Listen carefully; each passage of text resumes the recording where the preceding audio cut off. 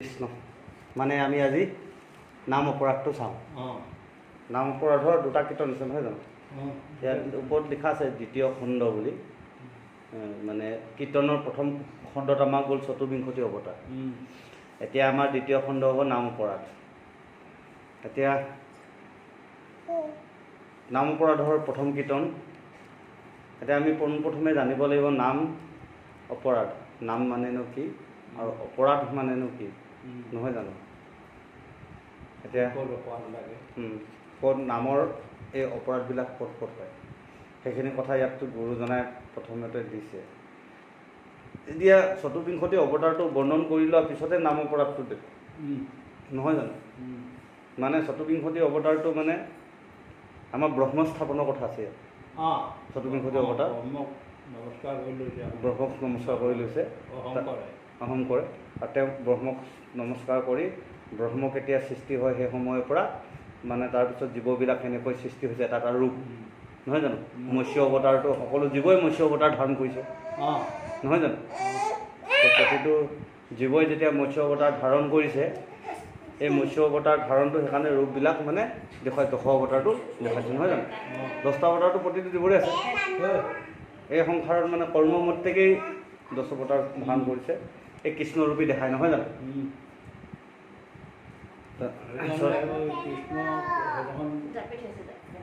ভগৱান ক'ত আছে সেই কথাটো হেৰিয়াত মানে সেই ল'ৰাটোৱে গাইছিলে,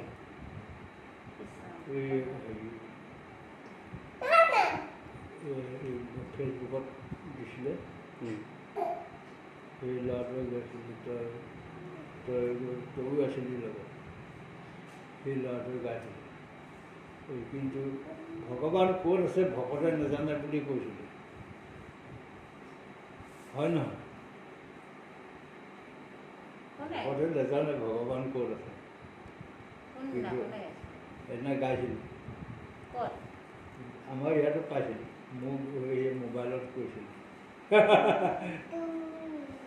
মানে ভগৱান ক'ত আছে ভকতে নাজানে, সেই আইগৰাকীয়ে হেৰি কৰিছিলে, কিন্তু আইগৰাকীয়ে ভালকৈ হেৰি কৰা নাই, তেওঁলোকে বুজি ধৰিব পৰা নাই কথাটো।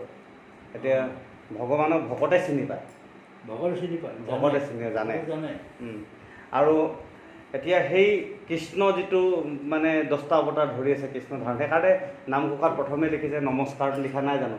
মৎস্য কুৰ্ম নৰসিংহ বামন পৰশুৰাম হৰিৰাম বৰা শ্ৰীৰাম বুদ্ধ কল্কি নামে দৰ্শ আকৃতি ধৰিছা কৃষ্ণক জোপাৱে কৰিব পৰা নাম, নহয় জানো? তো সেইকাৰণে চতুৰ্বিংশতি অৱতাৰটোত আমাক মানে যে বুজাইছে ব্ৰহ্মৰ কথাটো, সেইকাৰণে জীৱ জগতৰ এই ব্ৰহ্ম কথাটো ক'লে। তো সকলো জীৱই তেনেকৈ ধাৰণ কৰি আহিছে। এতিয়া আমাৰ সেই জীৱসমূহৰ লগতে আমাৰ কাৰ্যসমূহ চলাওঁতে আমাৰ নামৰ অপৰাধ লাগিব, নহয় জানো? সেইকাৰণে নাম অপৰাধটো দিছে, আমাৰ নামটো চিনি পাব লাগিব। এতিয়া নামটো সেই জীৱসমূহৰ পৰা অহাৰ কাৰণে নামটো দিলে। নামটো আকৌ মাধৱ গুৰুজনাই হেৰিও পৰিচয় দিছে নহয়, নামান্বয়ত দিছে নহয়, নামান্বয় নহয় জানো? তো নামান্বয়ত এইটো দিছে যে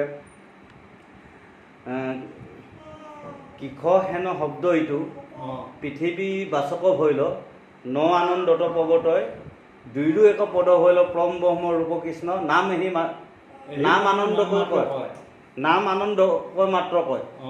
মানে কৃষ্ণৰ নামত যি আনন্দ, নহয় জানো? সেই হৈছে নাম। আৰু এই কৃষ্ণ নামৰ আনন্দ দিনত ল'ব নাজানে তেওঁনে নাম অপৰাধ লাগিব, নহয় জানো? আৰু সেই কৃষ্ণ নামৰ আনন্দ ল'বলৈ হ'লে আমি পৰম ব্ৰহ্মটো চিনি পাব লাগিব। গতিকে এই পৰম ব্ৰহ্ম মানে আমি কথা কওঁতে কিবা কওঁতে এইবিলাক যে উলট পালট লাগি যায়, তেতিয়াই মানুহৰ মাজত ইজনে সিজনৰ মাজত কাজিয়া হয়।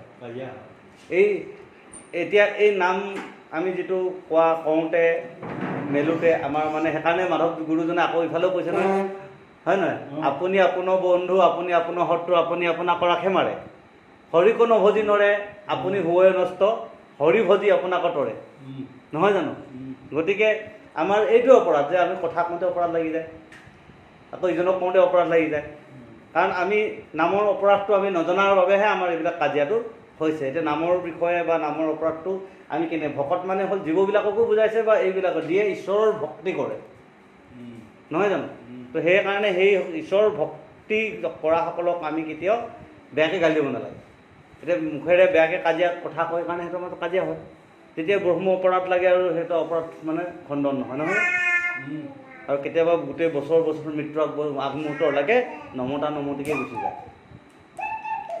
আৰু এতিয়া আমাৰ এই নামৰ যিটো অপৰাধ লাগিব প্ৰকৃত যিটো নাম আমাৰ ব্ৰহ্মৰ যিটো অপৰাধ, এই ব্ৰহ্ম অপৰাধটো আৰু কেতিয়াও খণ্ডন নহয়, মানে তাৰ অপৰাধৰ মানে ভুগিবলগীয়া হয়। তো সেইসকলক মানে কেনেকুৱা ধৰণত মানে নামবোৰ অপৰাধ হয়, ইয়াত আমাক এতিয়া গুৰুজনাই সুন্দৰকৈ মানে ব্যাখ্যা কৰিছে। প্ৰথম হৈছে ঘোষা। কৰিও শৰীৰ চৰণে ৰতি কলিত শৰীৰ নামে গতি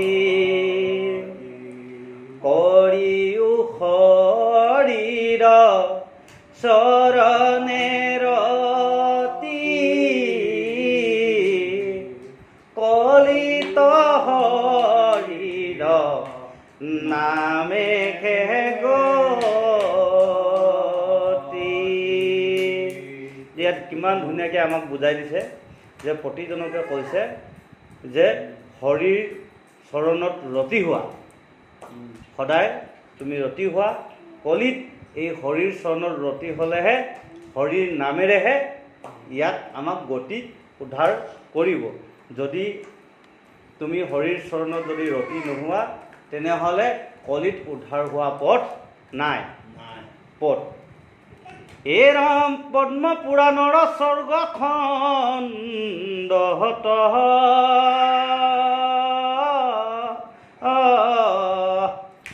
নিৰূপী আছে কলি ইৰ ধৰ্ম যত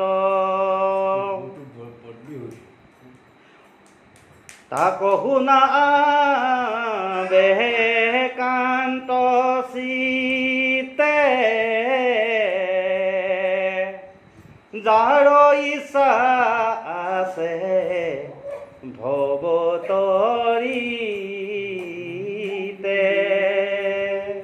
ইয়াত কৈছে যে কলিৰ যি ধৰ্ম, কলিৰ প্ৰকৃত ধৰ্মটো পদ্মপুৰাণৰ স্বৰ্গখণ্ডত নিৰূপী হৈ আছে।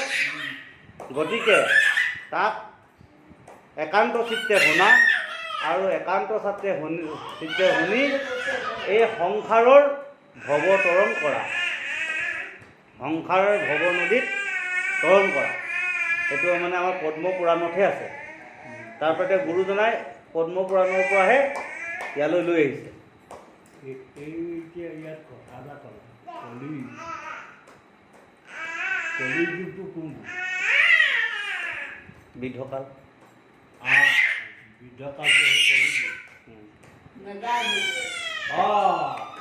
এইটো হৈছে আমাৰ ক্ষুদ্ৰ বিৰাটত যদি আমি চাওঁ, বৃদ্ধকাল হৈছে কলিযুগ। গম পাইছেনে? মনটো এই ভাল লাগে এই বেয়া হৈ যায়, এই ভাল লাগে এই বেয়া হৈ যায়। কিন্তু এটা সৰু শিশুৰ আকৌ কেতিয়াও বেয়া নালাগে, নহয় জানো? এটা সৰু শিশু, ই তাৰ মনত বেয়া ভাৱ নাই, ই সদায় মানে মুকলি হাতলি, সি সদায় মানে আনন্দই, সদায় সি আনন্দতে আছে। তাৰ মানে কেতিয়াও দুখ নাই। যদিও কান্দিলে ক'ৰবাত দুখ পাইহে কান্দিলে, কন্দাৰ পিছত অলপ পাছত সি আকৌ আনন্দই লয় মানে। কিন্তু বৃদ্ধ বয়সত আনন্দ উঠিবই নাপায়, দুখে বেৰি ধৰে, নহয় জানো? আৰু এই সংসাৰখনতো এতিয়া মানুহবিলাকে আনন্দ ল'ব পৰা নাই নহয়। বৰ্তমান এই সংসাৰ জগতত মানুহ এজনে আনন্দ ল'ম বুলি ভাবেহে আকৌ তেওঁ গৃহত কণ্ডল লাগেই, আকৌ এটা দুখ লাগেই। বৰ্তমান কলিযুগ নহয় জানো? এই বেমাৰ এটা ভাল হয় আৰু এটা বেমাৰে আকৌ লগ লৈয়ে, আকৌ সেই বেমাৰটো ভাল কৰিবলৈ হয়। দেখিব একদম গাড়ী মটৰ স্পীড চলি আছে, গাড়ী মটৰত এক্সিডেণ্ট শুনিলে, ক'ৰবাত কিবা এটা হ'ল, আকৌ খোৱা বোৱা খাদ্যবিলাকো ভেজাল হ'ল, লগে লগে শৰীৰৰো মানে সুস্থতা নাই, নহয় জানো? এতিয়া কলিযুগ সেইটো অকল এই বৃদ্ধকালটো কলিযুগ হ'ব এইটো নাভাবিব। এতিয়া পৰীক্ষিত ৰজাৰ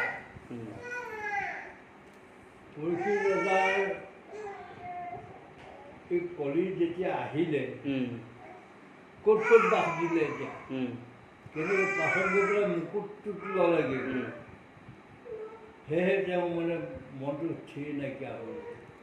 এতিয়া কলিৰ বাঁহটো আপোনাৰ দেখিছে নহয়, ধন টকা পইচা নহয় জানো, এইবিলাক যিবিলাক মানে বেয়া বেয়া স্থান, তাত যেতিয়া কলিক দিয়েই দিলে, পৰীক্ষিতাই দিয়াৰ পিছত কলিয়েতো মুকুটত লৈ থকা সোণটোতো মানে হেৰি হৈ গ'ল, কি কয় মুকুটটো লোৱাৰ লগে লগে তাতো কলি আছে, সেইকাৰণে তেওঁ মতিভ্ৰম হ'ল। এতিয়া এই সোণৰ মুকুটটোৱে কি বুজাইছে? আমি এতিয়া মূৰত লৈ থকা সোণৰ মুকুটটোৱে মুকুট নহয়, গম পাইছেনে? আমি যেতিয়া এজন ৰজা হওঁ, অহংকাৰৰ মুকুট যেতিয়া লয়, তেতিয়া কলি বাঁহ হয়। সংসাৰৰ যেতিয়া তেওঁ ৰজা হ'লে তেওঁ অহংকাৰ সোমায়, ধন টকা পইচা যেতিয়া গৌৰৱ হৈ যায়, তেতিয়া সেই অহংকাৰ যেতিয়া সোমায়, তেতিয়া তেওঁৰ মূৰত মানে কলিয়ে বাঁহ লয়। আৰু তেওঁ মানে নোহোৱা কৰ্ম কৰে, যিটো কৰ্ম পৃথিৱীত নোহোৱা কৰ্ম কৰে। এতিয়া কালি পৰহি তেনেকুৱা এটা কৰ্ম হৈ গৈছে। এতিয়া মাক বাপেকৰ এতিয়া অহংকাৰ গৌৰৱ হোৱাৰ কাৰণে কি কয় হাফ পেণ্ট পিন্ধিয়ে ছোৱালীজনীয়ে পৰীক্ষা দিব গৈছিলে। টিভিত দেখুৱাইছিলে নে নাজানো, বহুত ডাঙৰ বিতৰ্ক হ'ল এইবিলাক। তো ইমান ডাঙৰ পৰীক্ষা দিব গৈছে, কৃষি বিশ্ববিদ্যালয়ত তেজপুৰত তাই এগৰাকী এণ্ট্ৰেঞ্চ দিব যোৱা ছোৱালী, পঢ়া শুনা চোকা ছোৱালী, তাইও মানে সেই হাফ পেণ্ট পিন্ধিব লগা হৈছে। তো কি কাৰণে হ'ল? এইবোৰ মানে অহংকাৰৰ বাঁহ ল'লে। সেইকাৰণে গুৰুজনাই নিজকে কিমান কিংকৰ কৰিছে যে আমাৰ মনটো সদায় কি হ'ব লাগিব? কিংকৰ হ'ব লাগিব, তেতিয়াহে কলিয়ে বাঁহ নলয়। আমি যদি ৰজা হওঁ, ৰজা মানসিকতা লওঁ, আমি যদি ধন টকা পইচাৰ কথাকে লওঁ, তেনেহ'লে আমাৰ কি হ'ব? এই অহংকাৰ উঠিব। অহংকাৰ উঠাৰ লগে লগে আমি নিজকে বহুত ডাঙৰ জ্ঞানী বুলি ভাবিম, আৰু ডাঙৰ জ্ঞানী বুলি ভবাৰ লগে লগেই এই সংসাৰখন ধ্বংস হ'বলৈ পথ আহি যায়। নিজৰ অহংকাৰ নাহে জানো? যেতিয়া দুৰ্যোধন ৰূপী অহংকাৰে পাই যায়, তেতিয়া তেওঁতো বিপদ আহেই। সেইকাৰণে কৈছে কলিৰ প্ৰকৃত ধৰ্মটো কি? হৰি নামৰ আশ্ৰয় লোৱা, হৰি নামৰ আশ্ৰয় ল'লে ইয়াতে পৰম গতি পাব। ইয়াতে কৈছে না, এ ৰাম চাৰিধি জ্ঞানী পৰম, ব্ৰহ্মাৰ চাৰি পুত্ৰ প্ৰথম, তাহাম্বক পায়া নাৰদৰি পুছিলা সংশয় কথা হৰি। এতিয়া এই বিষয়ে কলিৰ পৰম ধৰ্ম কি তাৰ বিষয়ে নাৰদেও জনা নাছিল। তেওঁ যেতিয়া এই বদৰিকাশ্ৰম কিবা কিবি ফুৰিবলৈ আহিছিলে স্বৰ্গৰ পৰা, তেতিয়া কলিটো সোমাইছিল। তেতিয়া দেখিলে ভক্তিয়ে বৃন্দাবনৰ যমুনা নদীৰ পাৰত মানে কান্দি আছিল, বৃদ্ধ সন্তান দুটালৈ, জ্ঞান আৰু বৈৰাগ্য বৃদ্ধ হৈ আছিল। তেতিয়া এই নাৰদে কি কৰিছে? কলি ধৰ্ম বিচাৰি পেলাই নাৰায়ণৰ ওচৰলৈ গ'ল, তাৰপিছত ব্ৰহ্মাৰ ওচৰলৈ গ'ল। শেষত মানে এই চাৰি সিদ্ধৰ ওচৰত যেতিয়া হেৰি কৰে, সেৱা জনাই, এই চাৰি সিদ্ধই নাৰদক কলিৰ প্ৰকৃত ধৰ্ম কথা কয়। তাৰপিছত এই কলিৰ প্ৰকৃত ধৰ্ম শুকে যে পৰীক্ষিতৰ আগত কৈ আছিল, সেই কথাখিনি নাৰদক মানে কয় যে বদৰিকাশ্ৰমত এই বস্তুটো চলি আছে, তাত এই কথাখিনি শুকৰ মুখেৰে শুনিবলৈ পোৱা যাব। তো এই চাৰিজন মানে পুৰুষে এইফালে নাৰদৰ মনৰ পৰা সংশয়টো দূৰ কৰাইছে। ব্ৰহ্মাৰ চাৰি পুত্ৰ সনত কুমাৰ, সনন্দ আৰু সন্তমণি, নহয় জানো? এই চাৰিজনে নাৰদৰ এই সংশয় দূৰ কৰিছে। ঈশ্বৰ ভগৱন্ত কৃপাময়, কহি আছা যিটো মহাপাপচয়, কেন মতে হুৱে বিনাশ তাহাৰ, কলিত কোনেহে পুণ্য পায় পাৰ। এই সংসাৰত যিটো মহাপাপ, এইবিলাক বিনাশ হৈ কলিত কোনসকলে মহাপুণ্য স্থান পায়, সেই কথাখিনি মোক মানে কোৱা বুলি নাৰদে সুধিছে। নাৰদে যেতিয়া সুধিছে, তেতিয়া তেতিয়া সেই চাৰি সিদ্ধই মানে গোটেই সংশয়খিনি দূৰ কৰিব। কহি আছে দিও সংশয় যত, চাৰিও তোৰা মহাভাগৱত, শুনিয়া সদত কুমাৰ মুনি, দিলন্ত উত্তৰ মনত গুণী। এতিয়া সেই চাৰিজনক কি বুলি নাৰদে ক'লে? মহাভাগৱত, নহয় জানো? মানে ভাগৱতৰ কথা যাৰ হৃদয়ত বাস কৰি আছে সেইজনে হৈছে মহাভাগৱত, নহয় জানো? যিজনে ভাগৱতৰ তত্ত্ববিলাক বিশ্লেষণ কৰিব পাৰিব, কথাবোৰ ক'ব পাৰিব, তেওঁ হৈছে মহাভাগৱত। আৰু সেইকাৰণে সেই চাৰিজনক সুধিছে, তেওঁলোকেহে এই কথাখিনি ব্যাখ্যা কৰিব পাৰিছিল। গোবিন্দৰ প্ৰিয় নাৰদ শুনা ভাগৱত ধৰ্ম আপুনি জানা শোক মুখ্য বুলি হবে লোকৰ কৰিলা প্ৰশ্ন সংসাৰৰ পেহাৰ। হে নাৰদ, তুমি দেখোন গোবিন্দৰ প্ৰিয়, তুমি ভাগৱতৰ ধৰ্মৰ কথা জানাই, কিন্তু আমি গম পাইছোঁ তুমি যে এই জনসাধাৰণৰ লোকসকলৰ কল্যাণৰ কাৰণে যে প্ৰশ্নটো কৰিছা, সাৰ প্ৰশ্নটো, সেই কথাটো আমি গম পাইছোঁ বুলি কৈছে। নাৰদে মানে জনসাধাৰণৰ কল্যাণৰ কাৰণেহে এইখিনি কৈছে। তো সেই কথাটো মানে ধুনীয়াকৈ নাৰদক মানে চাৰি হৃদয় কৈছে। মানে এনেধৰণে কৈছে, যেন মতেহে পাৱে সংসাৰ পাৰ শুনা সাৱধানে উত্তৰ তাৰ সদায় এৰিল আচাৰ ধৰ্ম নবইলা যাৰ কিছু জাত কৰ্ম। এতিয়া শুনা, এই সংসাৰৰ পাৰ কেনেকৈ হৈছে তাৰ উত্তৰবিলাক এনেদৰে হৈছে, তুমি ভালকৈ শুনা। তাক কৈছে যে সদায় এৰিলে আচাৰ ধৰ্ম নভৰিলে যাৰ কিছু জাত কৰ্ম। এতিয়া ইয়াত আচাৰৰ ধৰ্ম কি বোলায়, কি বস্তু? আচাৰ ধৰ্ম তাৰমানে তোমাৰ কৰিবলগীয়া যিটো ধৰ্ম, সেই ধৰ্মটো আচাৰ ধৰ্ম। নভৰিলে যাৰ কিছু জাত কৰ্ম। জাত কৰ্ম মানে কি? জাত কৰ্ম মানে এই সকাম নিকাম, যিখিনি সকাম আহিবলগীয়া সেইখিনি জাত কৰ্ম। এতিয়া সকামটো বেলেগ, নিষ্কামটো বেলেগ। নিষ্কাম হৈছে হৰি ভকতি। হা, নিষ্কামটো হৰি ভকতি, হৰি ভকতি, ঈশ্বৰ ভকতি। আৰু সকামটো হৈছে মানে ধৰি লওক যিটো আগম নীতি। কিছুমানে আমাৰ পূৰ্বপুৰুষৰ নীতি কৰ্ম কৰি আছে, নহয় জানো? পূৰ্বপুৰুষে এনেকৈ কৰিছিলে, তেনেকৈ কৰিছে, সেই বলি বিধান ইত্যাদিবিলাক যিবোৰ চলি আছে সেইবোৰ আগম নহয় জানো? আগম। পূৰ্বপুৰুষৰ পৰা যে বলি বিধানৰ যিবোৰ কাৰ্য চলি আছে এইবোৰ হৈছে আগম। এতিয়া সকাম বোলা বস্তুটো এতিয়া মৃতক সকাম, সেইটো সকাম বুলি ক'ব। নিষ্কাম, হঠাৎ ভকতে আহি পেলাই ভাগৱত পাঠ কৰিলে, ভকত আহিলে ভাগৱত পাঠ কৰিলে, যি পালে মানে খালে বোলে ভাগৱত হেৰি কৰি পেলাই, তাত কোনো মানে হেৰি নাই। নিষ্কাম ভকত আহিলে হ'ল, কোনো বাঞ্ছা নোহোৱা, মানে বাঞ্ছা নোহোৱাকৈ ঈশ্বৰৰ নাম লোৱা। এতিয়া সদায় এৰিল আচাৰ ধৰ্ম। আচাৰ ধৰ্ম বুলি কৈছে, এইটো বেদাচাৰৰ কথা কৈছে। যিসকলে কলিত সেইসকল লোকে তৰিব যিসকলে বেদাচাৰ ধৰ্মবিলাক এৰিব। গম পাইছেনে? যিখিনি আপোনাৰ বলি বিধান ইত্যাদি নহয় জানো, আগম নীতিৰ কৰ্মবিলাক যিসকলে এৰিব সেইসকলে কলিত তৰিব বুলি কৈছে। আৰু সেইসকলে যদি বলি বিধান ইত্যাদি মানে জাত কৰ্ম, যে আমাৰ জাতত পূৰ্বপুৰুষে এনেকুৱা কৰিছিল, আমাৰ জাত আমি আমুক জাতৰ মানুহ এনেকুৱা হ'ব, তাৰপিছত এইবিলাক যিবিলাকে ধৰি আছে যে একদম মানে জীৱ এটা হত্যা কৰিবই লাগিব আমাৰ মানে আমুক জাতত, যে মানে যিদিনা কঠীয়া পাৰে সেইদিনাখনি যে ছাগলী এটা বলি দিব লাগিব, আমাৰ পূৰ্বপুৰুষৰ পৰা চলি আছে। এই তেনেকুৱা ধৰণৰ জাত কৰ্ম যিবিলাকে ধৰি আছে আৰু সেইবিলাক আচাৰ ধৰ্মবিলাক ধৰি আছে, সেইসকলৰ মানে কেতিয়াও নিষ্ঠাৰ নাই। সেইসকলৰ মানে পাপত ভুঞ্জিব। গম পাইছেনে? কলিত এই আচাৰ ধৰ্মবিলাক এৰিব কৈছে। ইয়াত কি কৈছে, সেই আচাৰ ধৰ্ম এৰি পেলাই নিষ্কাম হিচাপে ঈশ্বৰৰ নাম ল'ব লাগিব, হৰি কীৰ্তন কৰিব লাগিব।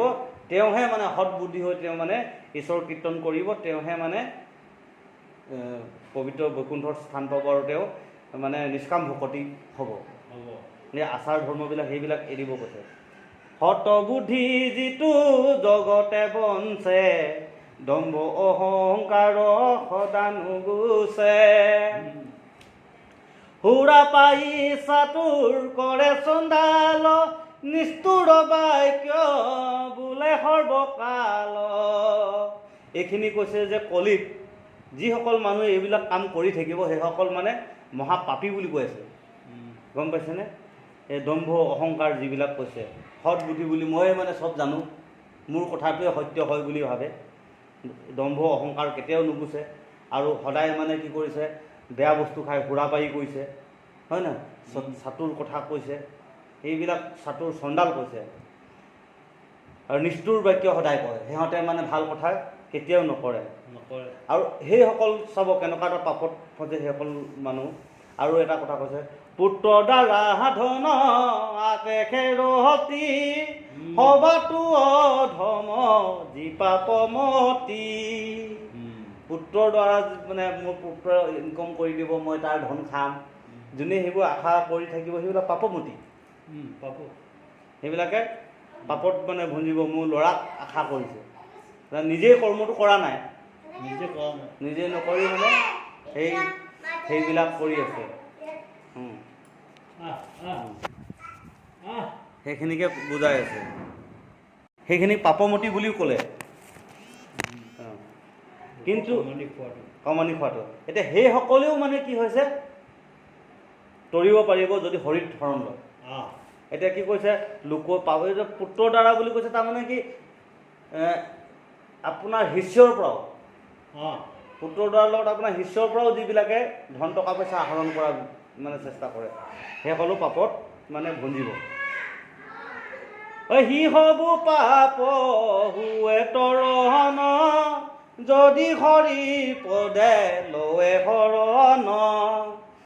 সেই সকলো মানে উদ্ধাৰ হ'ব পাৰিব যদি হৰিত, ঈশ্বৰ কৃষ্ণৰ হৰিপদত শৰণ লয়।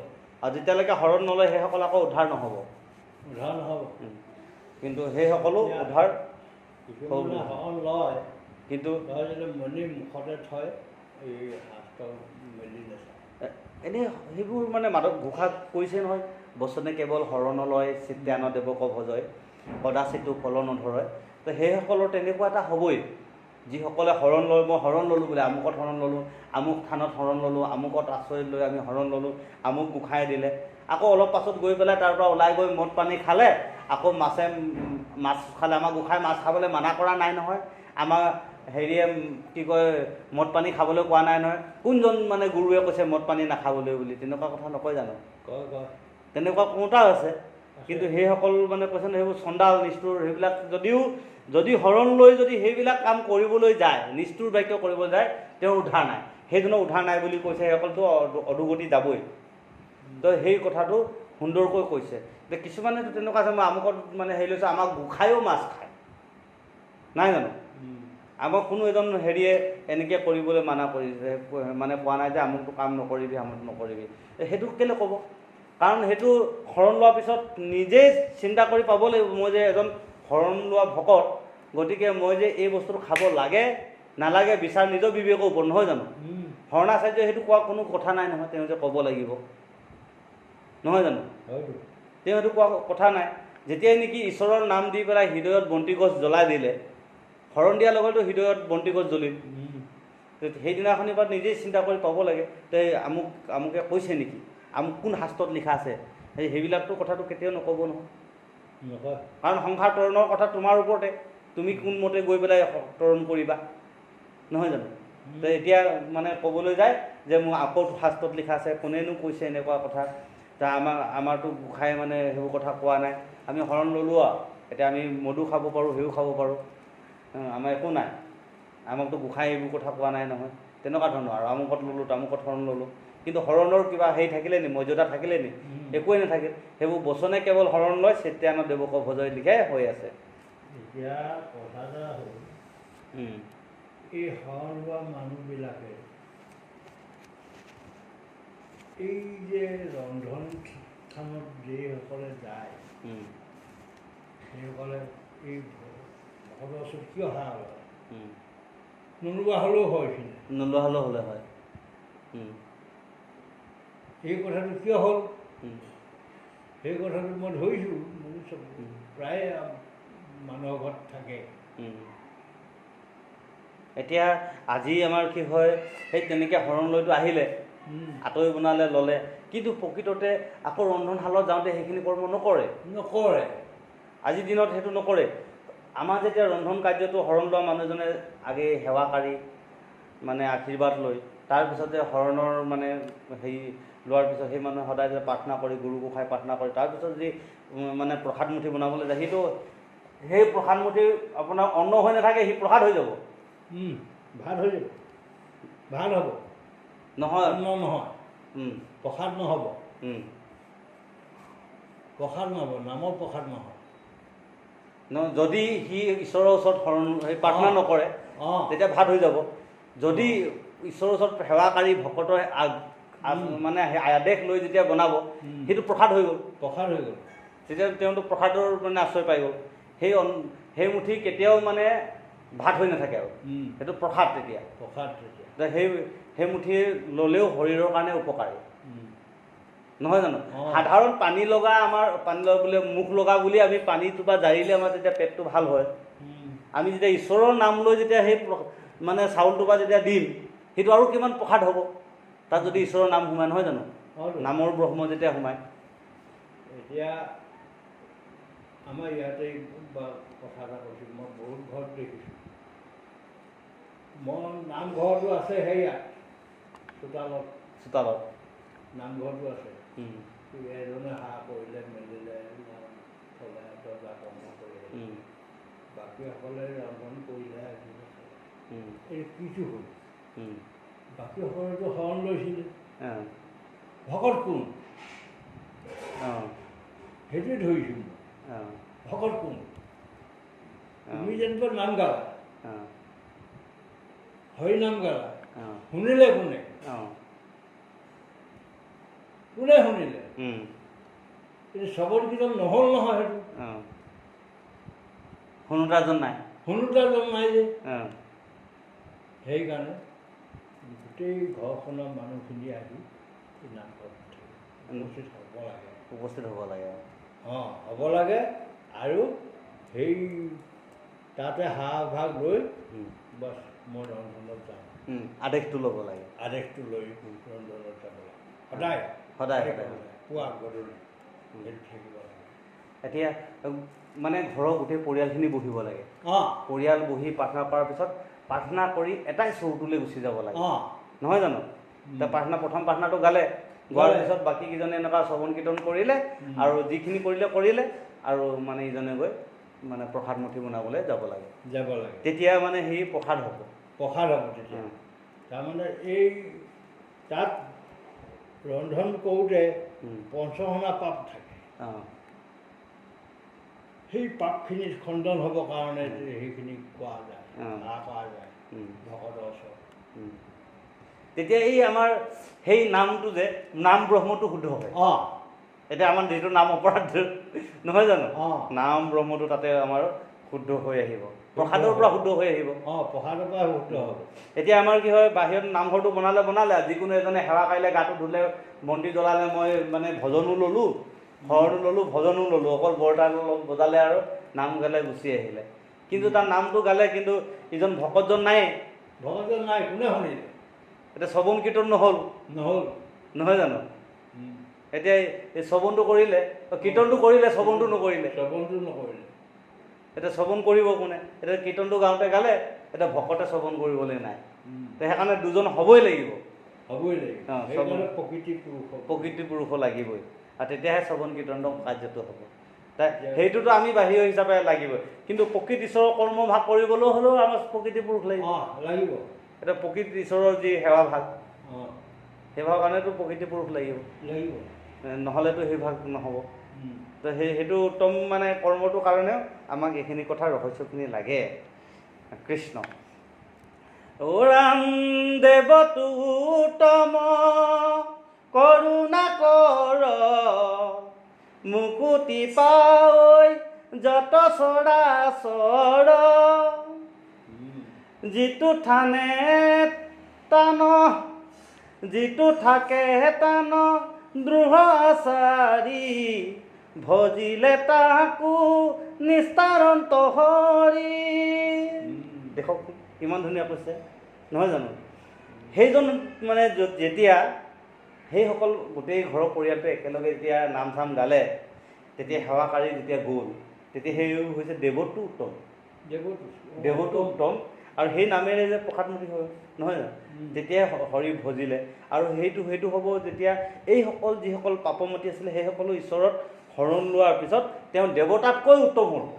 ভাবকচোন অঁ এইটো কি হৈছে দেৱতো উত্তম কৰোণাময় ভকতজন দেৱতাতকৈ উত্তম উত্তম নহয় জানো কেলৈ ভকতজন দেৱতাতকৈ উত্তম আনকি দেৱতাটো গংগা নদী গংগা গংগা দেৱতা নহয় জানো তো এজনী দেৱী আৰু সেই গংগায়ো আশ্ৰয় বিচাৰে ভকতৰ চৰণ নহয় জানো ভকতৰ চৰণৰ পৰাহে গংগা উৎপত্তি আৰু গতিকে আমাৰ এই ভকত তাতকৈ উত্তম তাতকৈ উত্তম গতিকে আমাৰ এই দ্ৰোহ আচৰিব যদি হৰিত শৰণ লয় যদি নলয় তেনেহ'লে ক'ত এই দ্ৰোহবিলাক আচৰিব নহয় জানো যিটো মন্দমতি অধমনৰে হৰিৰো মহা অপৰাধ কৰে মহাপাঠ কৰে নামত শৰণ লয় বাৰে ক নামে হৰে তাৰ হবে পাতে ক যিজন মহামন্দমতী অঁ ভাবকচোন যি মহা অপৰাধ কৰে সেইজনো হৰিত শৰণ ল'লে সেইজনৰ সেই পাপসমূহ ঈশ্বৰে হৰণ কৰি লয় নহয় জানো নহ'লে আমাৰ ইভাগে যদি আমি সেইখিনি পাপখিনি খণ্ডন কৰিবলৈ হ'লে দেৱঋণ পিতৃঋণ ভূতঋণ নহয় জানো কিমান যাগ যজ্ঞ কৰিবলগীয়া হ'লে হয় কিন্তু ইমান দীঘলীয়া যাগ যজ্ঞ কৰিব নালাগে যদি হৰিত শৰণ লৈ ঈশ্বৰৰ নাম লয় তেনেহ'লে তেনেকুৱা এটা মহা অপৰাধ কৰাজনেও মানে তেওঁ হৰিত শৰণ ল'লে মুক্তি পায় ইমান ধুনীয়াকৈ কৈছে কথা এটা ইয়াত আছে বুজে নাই যে বহু লোকে ভাবে যে এই কথাটো কি ক'লে আকৌ যিটো মন্দমতী অঁ মন্দমতী অধমনৰে গম পাইছানে হৰিৰো মহা অপৰাধ কৰে এতিয়া চাব দেই ভগৱানৰ কথাক লৈ অপৰাধ কৰে এতিয়া ভকত এজন গৈ থাকে বা কোনোবা হেৰি কৰে মহা অপৰাধবিলাক কৰি থাকে নহয় তো সেইসকলক মানে এনেকুৱাকৈ কয় যে ইহ বৰ মানে কৃষ্ণ ভকতটো গৈছে কৃষ্ণ কৃষ্ণ ভগৱানৰ নাম লৈ পেলাই বেয়া বেয়াকৈ কয় নহয় জানো তো সেইবিলাক মানে কি হৈছে তেনেকুৱা এজনো অপৰাধীও ভগৱানে কিন্তু তেওঁক শুদ্ধ কৰায় এতিয়া তেনেকুৱাতো মহা অপৰাধ কৰা আপোনাৰ হিৰণ্যক্ষ বীৰ কংস ইত্যাদিবিলাক কাৰণ কৃষ্ণক মাৰিবৰ কাৰণে ভগৱন্তক মাৰিবৰ কাৰণে তেওঁতো হেৰি কৰিছে তাৰমানে ভগৱন্তৰ প্ৰতি তেওঁ মহাপৰাধ এইবিলাক কিন্তু সেইসকলকো ভগৱন্তই কি কৰিছে তৰাইছে নহয়নে আনকি দুৰ্যোধন দুঃশাসনকে ধৰি চবকে কি কৰিছে স্বৰ্গত থান দিলে পিছত নহয় জানো মৃত্যুৰ পাছত স্বৰ্গত থান দিলে তেওঁলোকক মানে থাকিবৰ কাৰণে ভগৱন্তই কি কৈছে মুক্তি দিয়াইছে এনেকুৱা মানে অপৰাধবিলাককো মুক্তি দিয়া যায় অহুহিদ হৰিৰ নাম অহমস্থৰে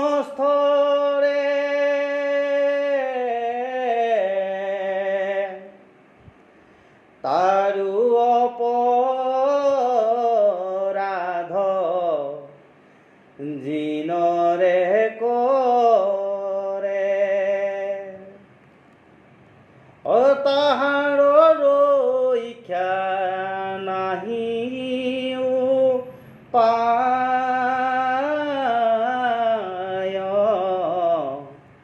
অৱশ্যে সিটো অধুগতি যায় এতিয়া ভগৱানৰ অপৰাধ কৰাজনো মুক্তি পায় কিন্তু সেইজনে মুক্তি নাপায় কৈছে সেইজন অধুগতি যাবই যিজনে হৰিৰ নামক নিন্দা কৰে ভাবক এতিয়া নামৰ অপৰাধটো কিমান মহত্ব এতিয়া ভগৱানক যিজনে মানে নিন্দা কৰে কিবা কৰে তেওঁ মুক্তি পাব পুত্ৰৰ দ্বাৰা অপৰাধ কৰা মানে ধান আৰ্জনৰ কথাটো তেওঁ অপৰাধৰ পৰা মুক্তি পায় যিজনে মানে কি কয় মহা অপৰাধ কৰিছে তেওঁ মুক্তি পায় কিন্তু হৰি নামক যিজনে নিন্দা কৰিলে তেওঁ অধোগতিত গ'ল। হৰি নামক মানে একমাত্ৰ হৰি নামক নিন্দা কৰোতাজনৰ মুক্তি নাই, তেওঁ অধোগতি যাবই। ভগৱানৰ ইমানখিনিলৈকে দিছে, আনকি শিশুপালকো তেওঁ মুক্তি দিয়া নাইনে? নহয় জানো? কৃষ্ণকতো কিমান মানে 101টা অপৰাধ পৰ্যন্ত কৰিলে কৃষ্ণক, তথাপি তেওঁক কি কৰিছে? মুক্তি দিয়ালে। কিন্তু হৰি নামৰ অপৰাধৰ মুক্তি নাই। এই যে এইজন কোন আছিলে যে দুৰ্বাসা মুনি আহিলে, অহা সময়ত যে তেওঁ যে ঈশ্বৰৰ ভকত, তেওঁ গা ধুই নাহেহে নাহে, এফালে ব্ৰত ভাঙিবও লাগে ভগৱানক, নহয় জানো? এতিয়া অতিথি আহিলে, অতিথিক দিবনে দুৰ্বাসা মুনি হেৰি কৰিব? তো লাষ্টততো তেওঁ তেতিয়া সেই ব্ৰতটো ভাঙি দিয়াৰ কাৰণে, কোন আছিলে এইজন? কৃষ্ণ নহয়, গম পাইছোঁ নামটো কি তেওঁ, যিজন ইন্দ্ৰদুম্ন নেকি ৰজাজনৰ নাম। যেতিয়া তেওঁ মানে হেৰি ভাঙি দিলে, ব্ৰতটো ভাঙি দিলে, তেতিয়া দুৰ্বাসা মুনিয়ে যে হাও দিলে, সুদৰ্শন চক্ৰই যে খেদি ফুৰিলে। সেইটো আকৌ হেৰি দৈত্য আছিলে। দৈত্য নহয়, এজন ক'ৰবাৰ ৰজা আছিলে। পিছত তেওঁ মানে দুৰ্বাসা মুনিয়ে ক'লে যে মই নহালৈকে ব্ৰত নাভাঙিব। এতিয়া সি নাহেও, এফালে এওঁ মানে বিষ্ণু ভকত, এওঁ মানে এতিয়া ব্ৰতটো ভাঙিব লাগে, উপায় নাই। তেতিয়া মানে দুৰ্বাসা মুনিটো আহি পেলাই যেতিয়া মানে অতিথি সৎকাৰ কৰাৰ সময়ত ব্ৰতটো ভাঙিলে, দুৰ্বাসা মুনি আহি পেলাই যেতিয়া হাও দিব ধৰিলে, তেতিয়া সেই মানে ভকতক মানে হেৰি কৰাৰ কাৰণে, অপৰাধ লগোৱাৰ কাৰণে, ভকতক সেই মানে দুৰ্বাসা মুনিয়ে অপৰাধ কৰোৱাৰ কাৰণে যে সুদৰ্শন চক্ৰই খেদি ফুৰিলে, দুৰ্বাসা মুনি গৈ বিষ্ণুৰ ওচৰত, ব্ৰহ্মাৰ ওচৰত চব ঘূৰিব লগা হ'ল। শেষত আকৌ আহি পেলাই তেওঁৰ চৰণত পৰিব লগা হ'ল, ভকতৰ চৰণত, নহয় জানো? তেতিয়াহে দুৰ্বাসা মুনি বাচিছে। এই কথাটো তেনেকুৱা ধৰণৰ হৈছে। এই ৰজাজনৰ নামটো মই পাহৰি গৈছোঁ।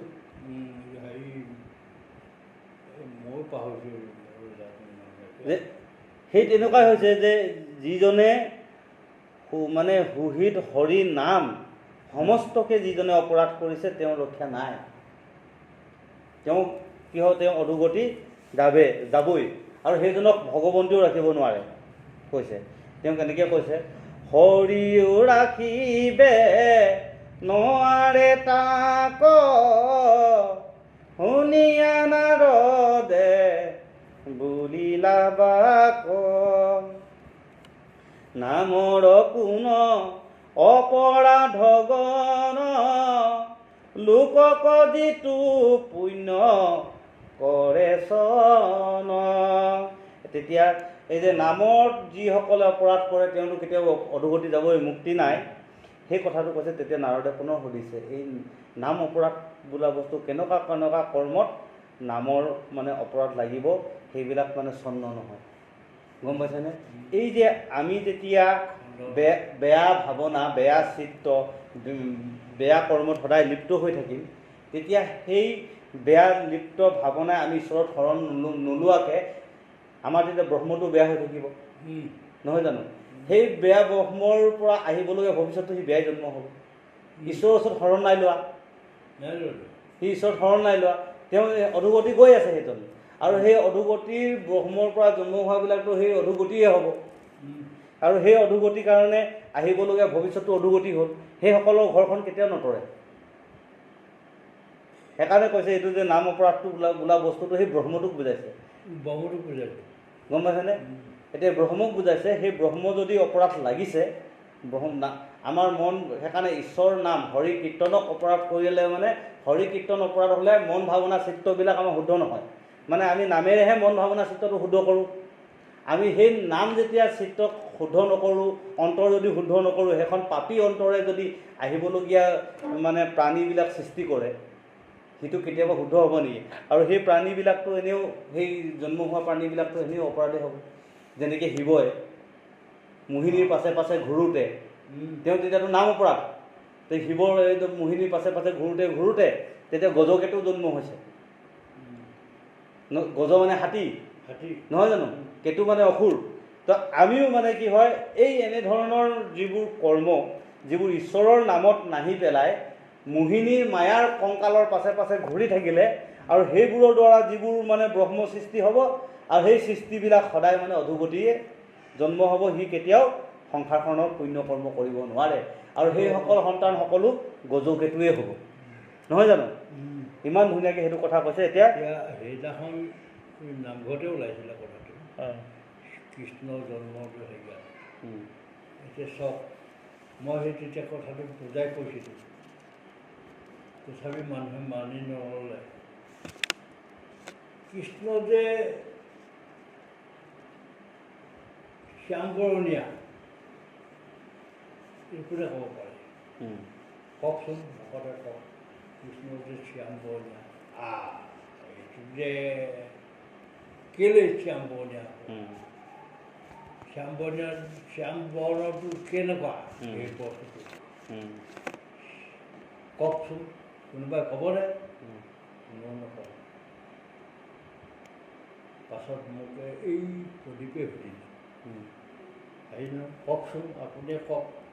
আমি প্ৰদীপে ভকতে কোনেও ক'ব নোৱাৰিলে শ্যামবৰণীয়াটো কেলৈ হ'ল। এতিয়া চাওক, ভকত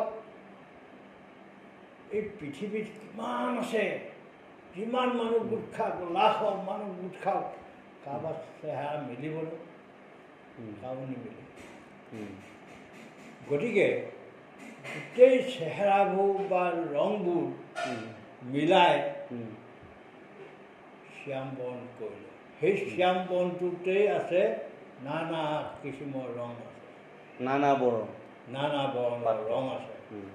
গতিকে সেই শ্যামবৰণটো কৃষ্ণৰ তাত আছে। সেয়েহে সেই ভকত দৰকাৰ আছে এই সমাজত। এই সমাজে এই কৃষ্ণ জন্মৰ কথাটো ক'ব পাৰে। ভকতে যদি এই কথাটো যদি নকয়, কিটো হ'ল? ভকত বোলা অৰ্থটো হ'ল চবে ভক্ত, ঈশ্বৰৰ ভক্ত হ'ব লাগিব, ভকতেহে আছে। ভকতে ভকত ভক্তি ক মানে কৃষ্ণ, ত মানে তৰণ তত্ত্ব, তৰণ উপায় বা তত্ত্ব, গম পাইছেনে? কৃষ্ণৰ নামত যি ৰতি হৈ যি তত্ত্ববিলাক আলোচনা কৰে তেওঁ হৈছে ভকত। এতিয়া কৃষ্ণক আমি চিনাকি কৰিব পৰা হ'ব লাগিব। এতিয়া আমি দূৰৰ একেলগে যদি আমি চাওঁ, পাহাৰখনটো ওচৰত গ'লে ঢেৰ খলা বোমা চেহেৰাবিলাক বেলেগ বেলেগ, কিন্তু দূৰৰ পৰা যদি আমি পাহাৰখন চাওঁ সদায় সি শ্যামবৰণ, নীলা। সাগৰৰ পানী আমি যদি দূৰৰ পৰা চাওঁ নীলা।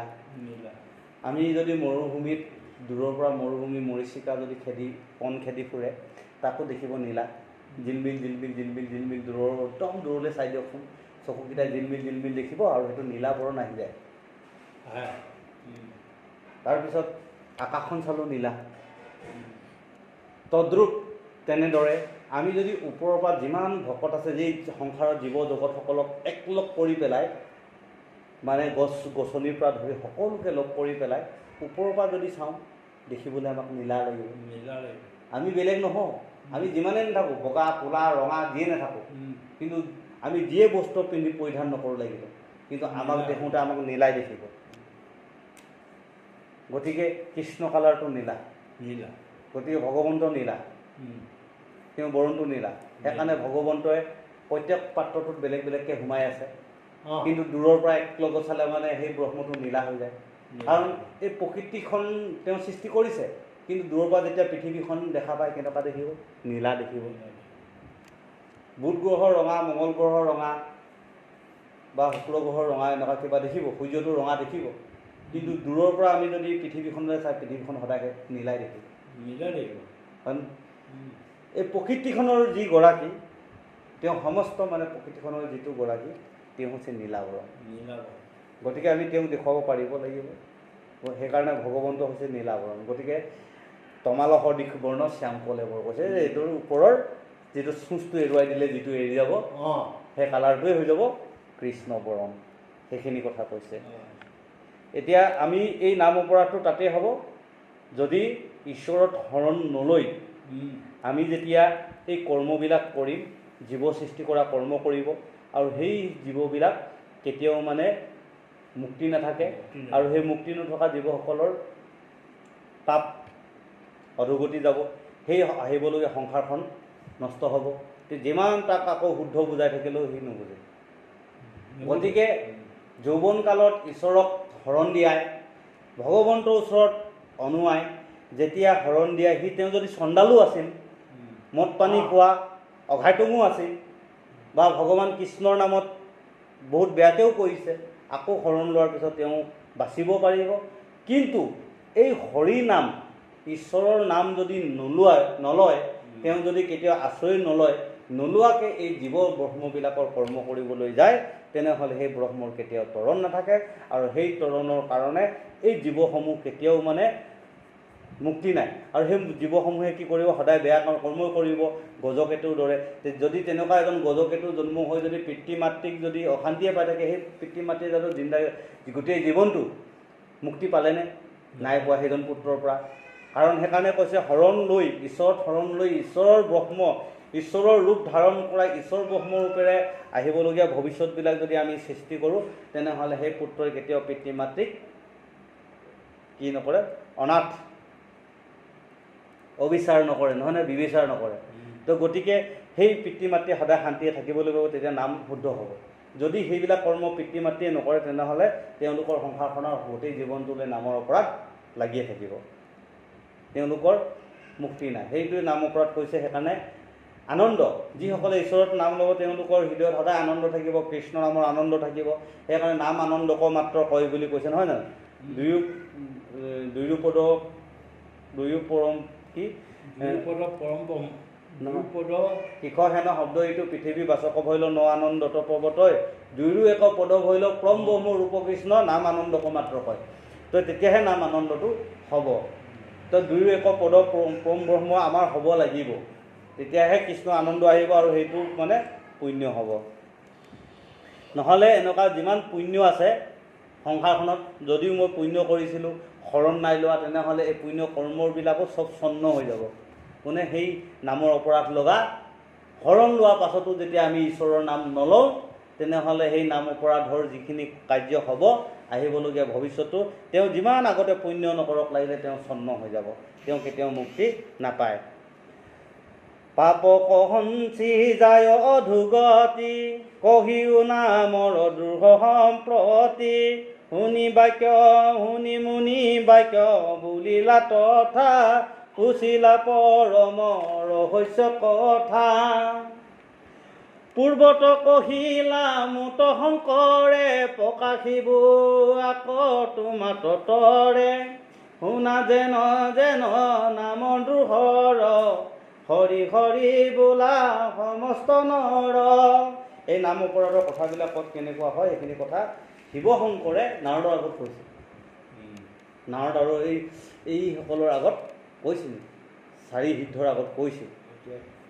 গতিকে শিৱশংকৰে কৈছে, কাৰণ পূৰ্বতে কহিলা মুত শংকৰে, পূৰ্বতে শিৱশংকৰে এই 4 সিদ্ধক কৈছিল নাম অপৰাধখিনি ক'ত ক'ত হয়, গম পাইছেনে?